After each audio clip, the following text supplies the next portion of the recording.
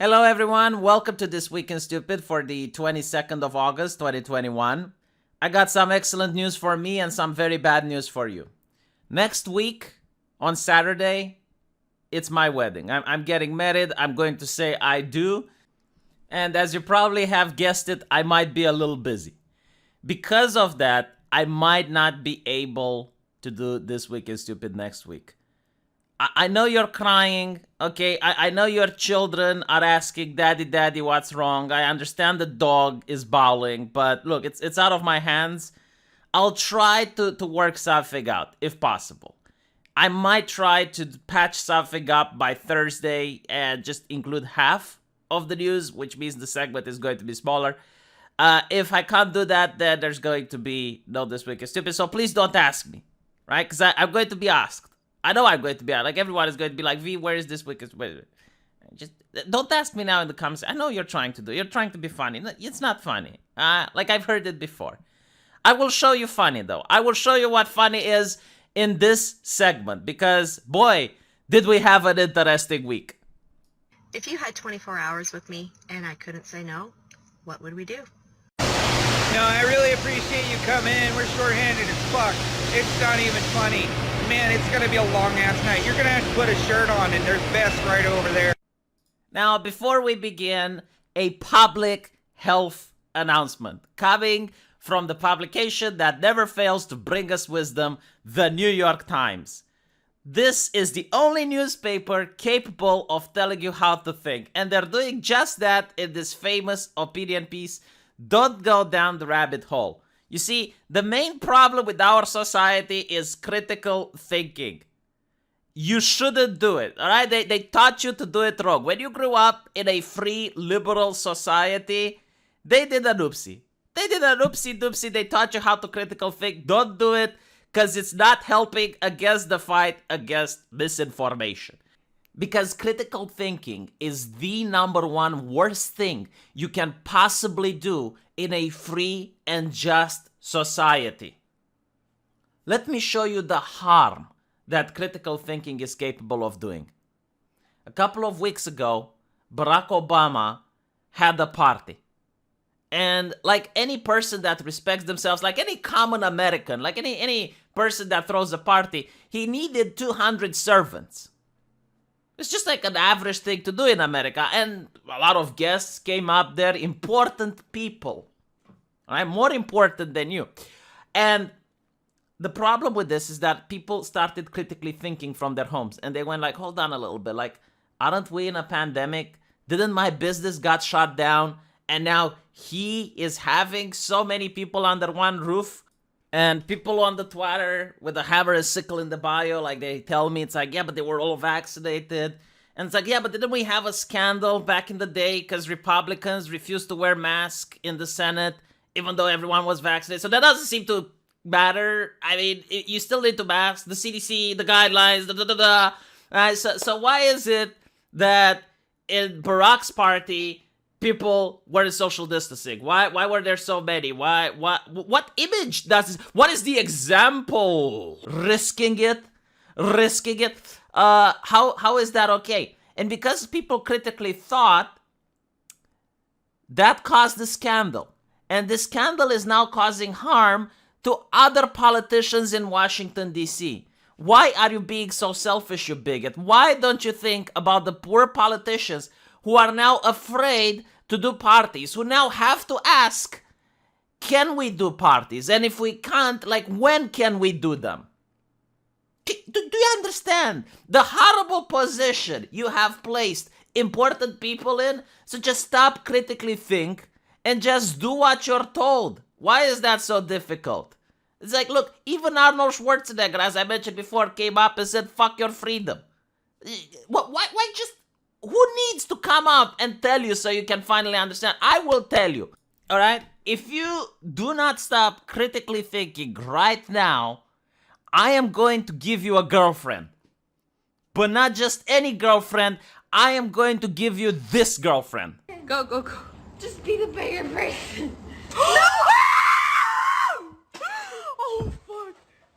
Well, would you look at that? Not only did I solve the critical thinking problem, but I also solved the incel problem. I mean, who's going to want to be involuntary celibate after that video? Everyone is going to be voluntary celibate. Everyone is going to be a V-cell.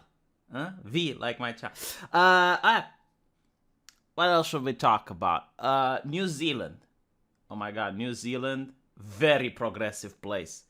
Awfully progressive. I mean, the way they value human life is something that moved me. I gotta say. They had one case of COVID and they shut down the entire nation. Which one of you was it? Which one of you coughed? Which one of you made the New Zealanders miss work? Huh? Can you imagine that in the United States? Like one case of a car crash and then all traffic gets suspended. That's what I like about progressive people. It's like a very proportional responses to the problem. Serious problem requires serious response. Now, like that's fine. I'm not criticizing them or anything. Every country is sovereign. The New Zealanders voted for a progressive government, so they're getting progressive solutions. That's not why I'm here. But one of the things that I want to point out is that the police, the cops, you would think they should be a little bit humble when applying the law, right? I mean, hey, they should be understanding. It's like, look, it's a difficult situation. Everyone should pitch in, right? That's how the police should do. Let me show you how progressive cops in a progressive country deal with it. Who wants to play a game? My God, this sounds like that person from Jigsaw. It's like, I want to play a game. Go home, stay home, you're it. I gotta say, I love the fuck around and find out energy emanating from the New Zealander police force. By the way, wasn't it just a couple of years ago that New Zealanders lost their right to bear arms? Wow, that gives big balls to the cops, doesn't it? Because you know what? They still get to have guns. Ha ha ha! Who has guns is the Chad. Is the person that goes fuck around and find out. They go on the Twitter. It's like, let's play a game. We have guns. Right? Maybe one day the Americans are also going to have their Second Amendment revoked. And then I'll see edgy things coming from the New York City Police Department. Like, oh, you Americans, let's play a game. But enough kidding around. I mean, look in what a horrible mess the United States is in. Like, don't you want to be more like Australia? Isn't Australia a model to follow? Because they believe in the science. And the science has said that the government needs to build health hotels, which, as I understand, were a conspiracy theory 6 months ago. Right now, it seems that the difference between conspiracy theory and fact is give or take 6 months. But I was looking at this very interesting article on Australian television, and I gotta say, I wish my country was more like Australia. I mean, they got this shit covered. Look at this. Checking in on a positive case at Greystanes, police in full PPE as they break the news to Gabriel Chalub. He's off to a health hotel. I went and got tested for peace of mind. Didn't get a text message that I'm positive or negative, and about a week after, I've got police calling me. So I don't know, maybe it's a mix-up. The concreter heads off for an indefinite stay. All good? Thank you. Beautiful, you're right. For an indefinite stay. For an indefinite stay. For an indefinite stay. See, I'm not a very wealthy person, so I usually can't afford to go on vacations and pay for hotels. So I wish the government in Romania would care as much as the Australian government cares about its people. I wish, the government would be like, hey, V, why don't you come in a health hotel? For how long? Indefinite. I'll be like, oh my God, that's like a dream come true. Like, other people pay money for a one-night stay in a hotel. That lucky motherfucker got an indefinite stay. Why can't I be that guy? Why can't I be like that? Why can't the Romanian government be more compassionate to its people? The Romanian government doesn't care about my health. Yesterday, I woke up with a sore throat and I coughed. Did I get a call from the government? No, they don't give a shit. God damn, I want to move to Australia. Can I move to Australia? Who lives in Australia? That's cool, huh? Bering. I want to move into the land of Bering. I would get to talk with Sugar Tits, another great YouTuber. But unfortunately, I'm stuck in Romania. A government that just doesn't give a shit. Who do I need to vote for? So we can have the same compassion and empathy like the people in Australia have. Huh? Damn it. Who's in charge of Australia? Give me your politicians. Give me your politicians. Or no, you know what? I don't want the Australian politicians. They're a little bit too serious for my liking. I like the Canadian politicians because they like to joke around. It is exactly the example of the kinds of things you need to do to counter the she-cession and turn it into a she-covery. Fact is, the Conservatives don't talk about that. Did you get that? Do you understand what he said? Because I see a lot of people on the Twitter confused, not understanding what Trudeau meant. And this is why only smart, intelligent people vote progressive. Because you need to be smart and intelligent to understand the progressives. And once you understand them, you realize that their way is the truth and the light. And everything else is misinformation. But I'll translate to you. All right? I'll translate to you in case you didn't get it. So he was talking about the recession, right? But Trudeau, he loves women. He loves women a lot. What other man loves women more than Trudeau loves women? So because of that, you know, he did a play on words, which is smart, okay? It's a she session. It's a she. And just so you understand, right? Like he talked about recovery, and it's not like a recovery. It's a she-covery. It's a oh my God, that is funny, isn't it? Oh, your sides are in orbit, aren't they? I can't believe like some people on the Twitter were saying that this is shitarded. See, that's something that I don't understand. Sounds a little bit reactionary to me, which is why I don't really understand what shitarded means. But I guess like they don't have the funny gene like we progressives do. They just don't have the sense of humor like we do, huh? They are just being ridiculous. Badum-tish. Oh, I got you there, didn't I? I got you there. But let's be honest. I know why you guys are here this week. It's definitely not so that I can get you. You are brought here by the call of my siren song. You know, the one with, hey, Mr. Taliban, turn over Bin Laden. Man pulls out too quick and makes a huge mess.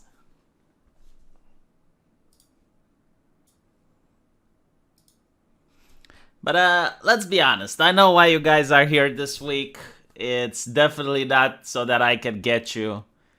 You are brought here by the call of my siren song. You know, the one with, hey, Mr. Taliban, turn over Bin Laden.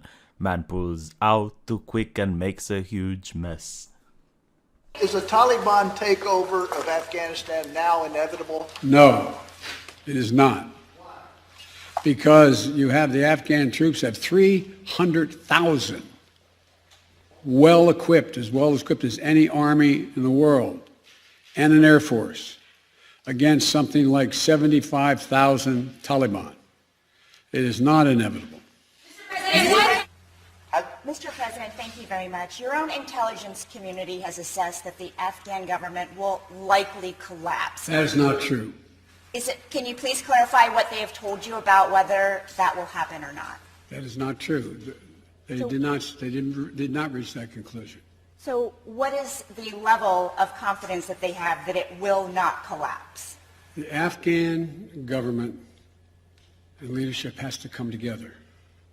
They clearly have the capacity to sustain the government in place. And do you see any parallels between this withdrawal and what happened in Vietnam with some people feeling... None whatsoever. Zero. What you had entire brigades breaking through the gates of our embassy. 6, if I'm not mistaken. The Taliban is not the North Vietnamese army. They're not remotely comparable in terms of capability.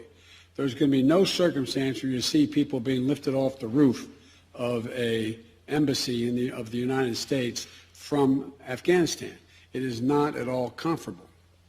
So the question now is, where do they go from here?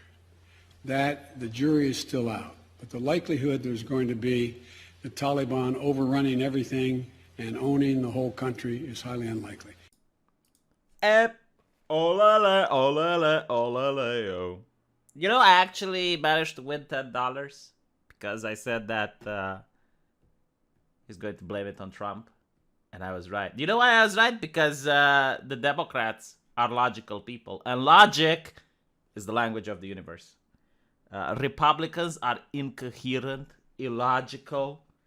But with the Democrats, not so much. Although I gotta say, I was a little bit taken aback by the following news articles. It's very funny when you put them together, especially when they happen weeks apart.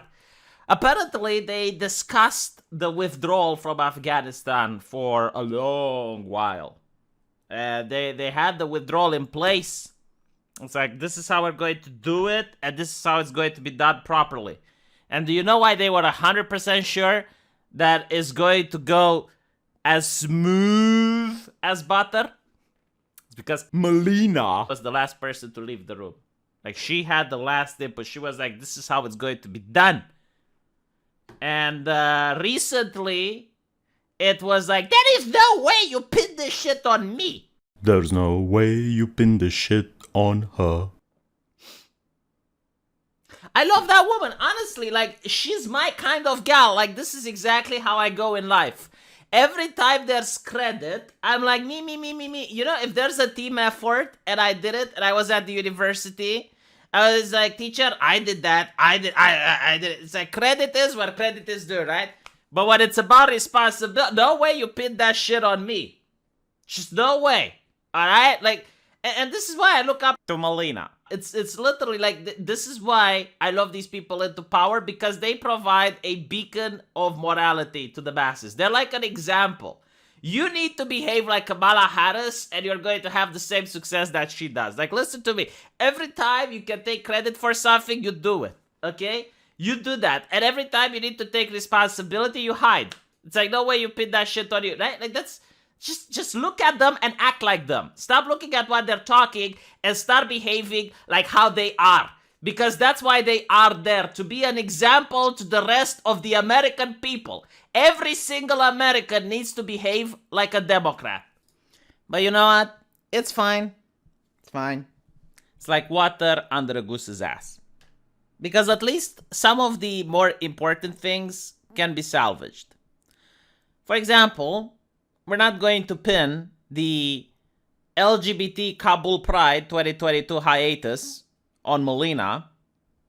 But I'm pretty sure, like, Netflix might salvage this. You know, they might make a movie and they might talk about the series of events and they can include the LGBT Pride regardless. And, wait. Hold up. Did you guys see that? Hold it. Run that back. Wait a minute. Go right. There, freeze that. Full screen. Okay, freeze that. Tighten up on that way. Vector in on that guy by the back wheel. Zoom in right here on this spot. With the right equipment, the image could be enlarged and sharpened. What's that? It's an enhancement program. Can you clear that up any? I don't know. Let's enhance it. Enhance section A6. I enhanced the detail and... I think there's enough to enhance. Release it to my screen. Enhance the reflection in her eye. Let's run this through video enhancement. Edgar, can you enhance this? Hang on. I've been working on this reflection. Someone's reflection. The reflection. There's a reflection of the man's face. The reflection. There's a reflection. Zoom in on the mirror. You can see a reflection. Can you enhance the image from here? Can you enhance him right here? Can you enhance it? Can you enhance it? Can we enhance this? Can you enhance it? Hold on a second, I'll enhance. Zoom in on the door. Times 10. Zoom. Move in. More. Wait, stop. Stop. Pause it. Well, I guess it's true what they say. A picture is worth 1,000 words after all. How would you name this band? Only wrong answers, please. Jesus. Hey, you know what? That's okay. That's cool. I'm pretty sure the US military top brass is going to be on top of things. On the issue of critical race theory, etc., I'll obviously have to get much smarter on whatever the theory is. But I do think it's important, actually, for those of us in uniform to be open-minded and be widely read. And the United States Military Academy is a university, and it is important that we train on the issue of critical race theory. Oh, Dios mío. Well, I guess that's it then, right? Afghanistan is under a new regime. But let's see if we can learn something about these new people. Let's see if we have some recordings about who these people are. Because you never know. You know, maybe we should be open-minded. I mean, we don't want to be Islamophobic here. We don't want to stereotype. We don't want to stigmatize. So let's see. Maybe they are progressive. Maybe they're very progressive individuals. Let's listen to an interview of them. To vote in women politicians. Yikes. I guess they're a little bit reactionary. They're not very progressive now, are they? Now, I just want to point out that just because they're reactionary and they're a little bit misogynistic, that doesn't mean you get to spread misinformation. You see, this picture from the Cuomo Nepotism Network was going around, and people were saying, oh, look, one day before the Taliban, another day after. And this was misinformation, which the Cuomo Nepotism Network immediately cleared it out. And they issued a statement where they said that, no, one picture is on a private area and another picture is in public. There you go. Crisis averted. I mean, completely debunked. Completely, like the people that were trying to spread misinformation have been completely debunked. Now, let's see what else the Cuomo Nepotism Network likes to say about things.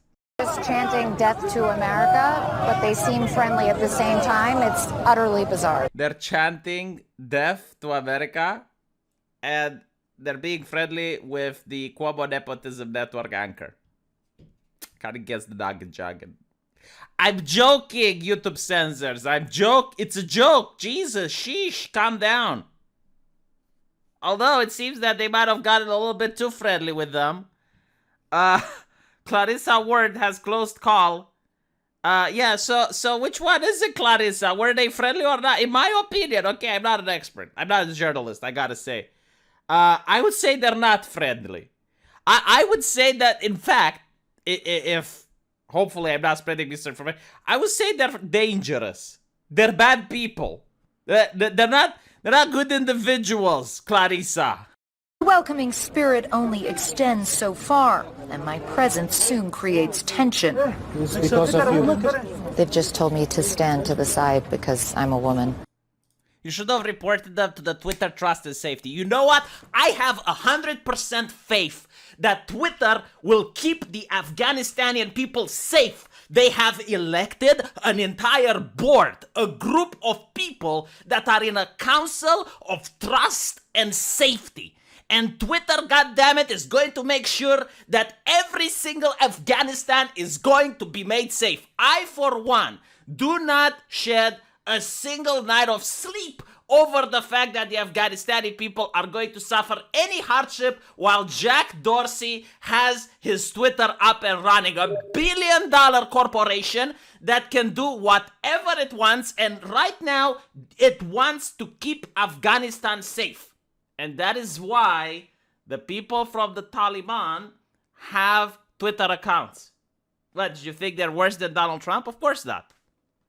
So, because of that, they're allowed on Twitter as long as they follow Twitter Trust and Safety guidelines, which means that Jack Dorsey is puppeteering. He is puppeteering the Taliban. Behind the Taliban, there is Jack Dorsey with his shadowy group of the Trust and Safety Council puppeteering the events in Afghanistan. So, if anything bad happens, I will hold it up until Jack Dorsey. I'll be like, what did your Trust and Safety Council do? Why did they fail? Why did they not achieve the responsibility that they set out to do? Why did you not ban the Taliban from your platform, Jack Dorsey?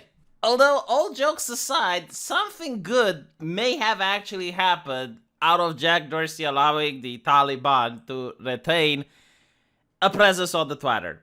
You see, a frog Yes, an Apustaja frog avatar apparently has successfully negotiated with the Taliban for fair and humane treatment of Spanish citizens at the nation embassy in Kabul. And apparently this is something that the actual government of Spain has failed to do. And it went as follows.